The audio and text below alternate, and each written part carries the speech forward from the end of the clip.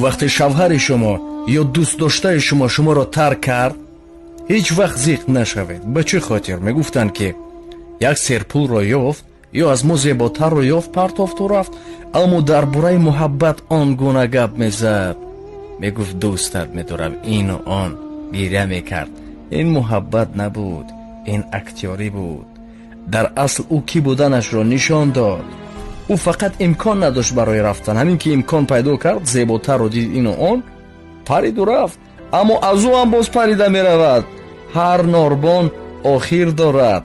با این خاطر زیغ نشوید، خدایی کنید که این گونه انسان ها از شما رفت، کی بودنش را نشان داد. با این خاطر دنیا دو روز است. یک روز از گذشت، یک روز دیگرمان به خوبی گذرانیدش. زیغ نشوید زینهار، کچارت این گونه مردها.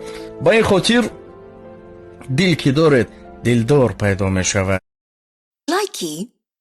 يا أيها الذين آمنوا اتقوا الله ولتنظر نفس ما قدمت لغد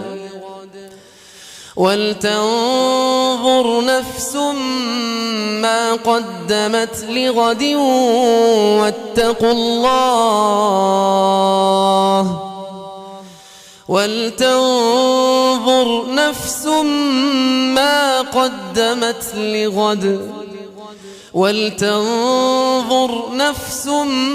ما قدمت لغد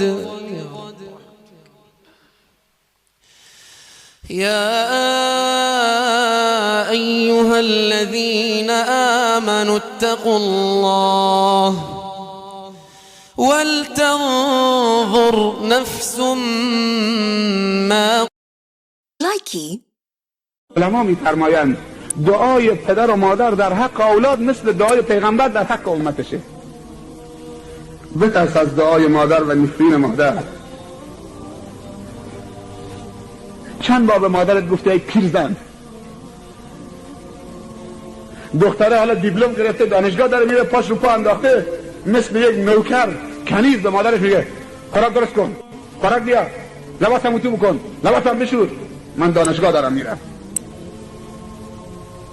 یکی از علامات قیامت ان تلد الامة ربتها، این که بیبی کنیز بیاد بیبیشو به دنیا بیاره.